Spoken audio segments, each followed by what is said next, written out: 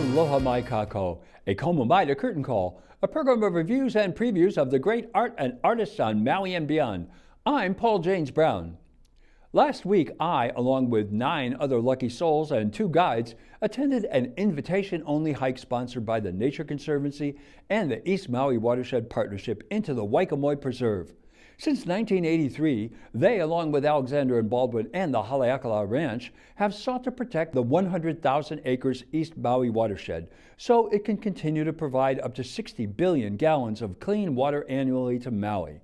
The entire preserve is 8,951 acres, making it the state's largest nature preserve. The preserve is the last stronghold for 63 species of rare plants and 13 species of birds, 7 of them endangered, including the kiwikiu, Maui parrotbill, iiwi, akikikiki, and a kohe. There are no non-native animals in the preserve, and the entire area is fenced to ensure none return. The partners perform regular inspections to be certain the fences are secure.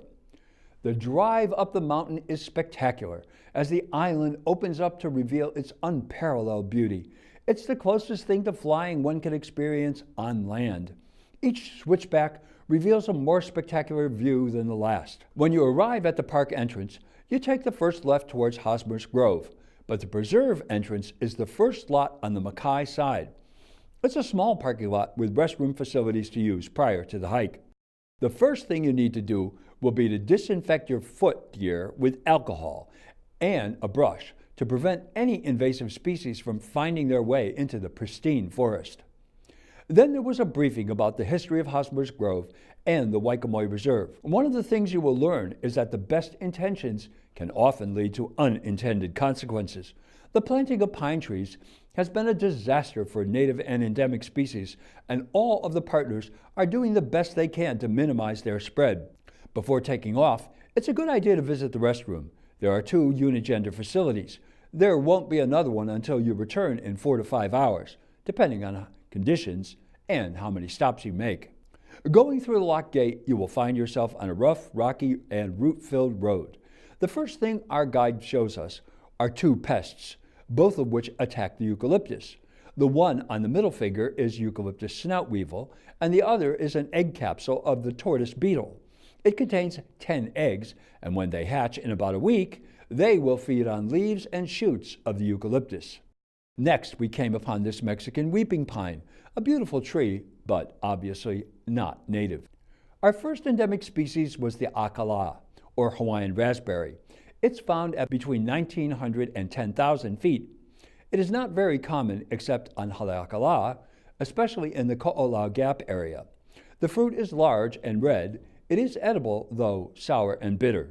Because it has thorns when young, there was an interest in breeding thornless varieties, which have led to the introduction of the continental species. These have escaped cultivation and have become serious pests, especially the Himalayan yellow raspberry.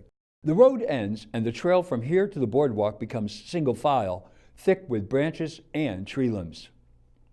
About 3/4 of a mile in is the sign announcing the Waikamoi Preserve, and entrance is by permit only.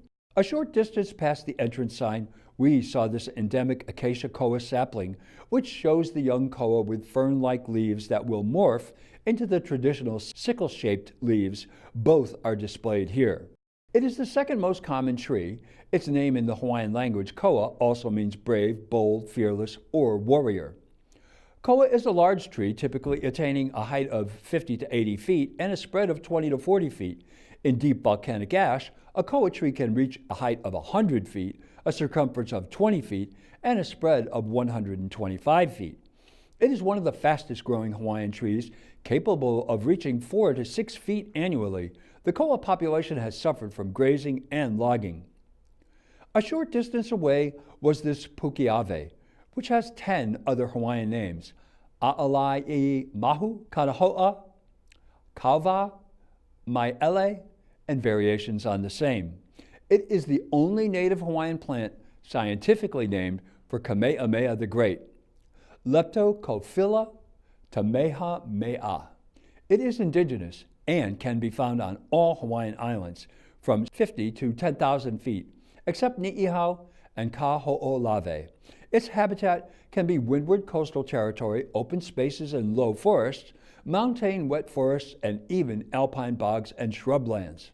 Nearby, we came with dismay upon this Suillus luridus mushroom, which must be present for conifers, such as pine trees, to grow. This has become a problem here, for the pines take away the sunlight from native species and don't contribute to the watershed as native species do. About 1,000 yards later, we arrived at the boardwalk, which was constructed in the memory of Rose Gardner. It is narrow like a diving board covered with wire mesh for better grip and features 12-inch steps. The total descent for the entire hike is about 35 stories or 700 feet. When you take the first step onto the boardwalk, prepare yourself for a radical change in the feeling of the forest.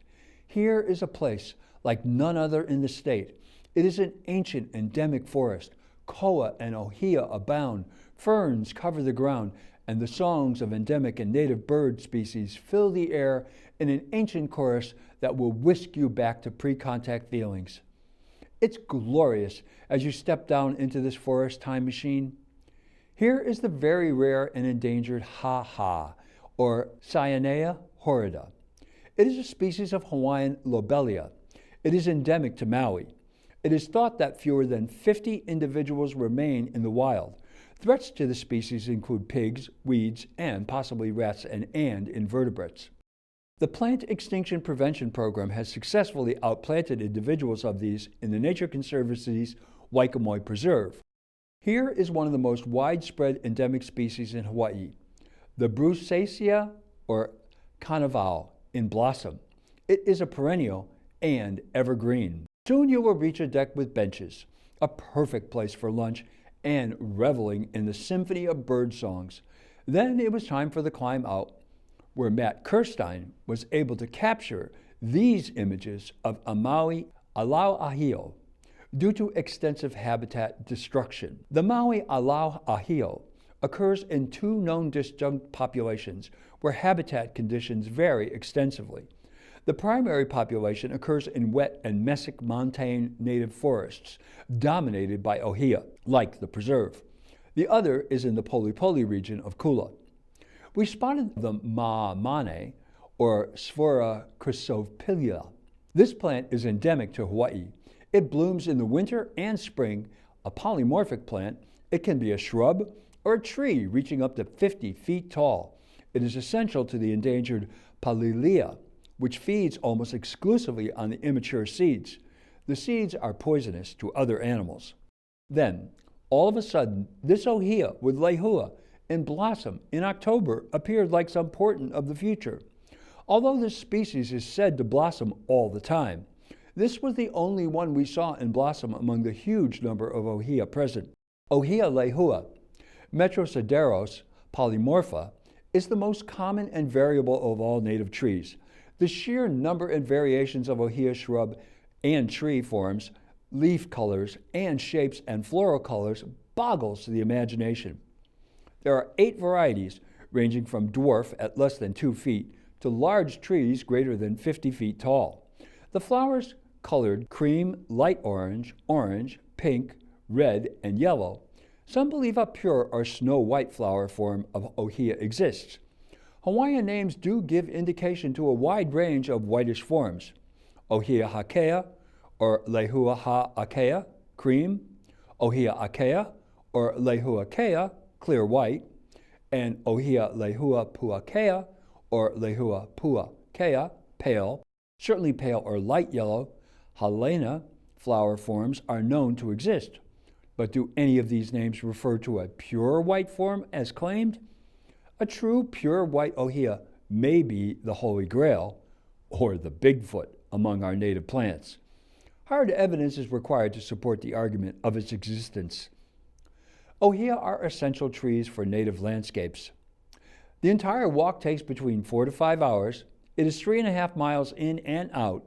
The elevation drop to the preserve is 700 feet down to the deck, and the air is thinner here. This hike takes place the second Saturday of the month. Reservations are required. Only 12 people go in at a time, so there is usually a 2 to 3 month lead time required for a reservation.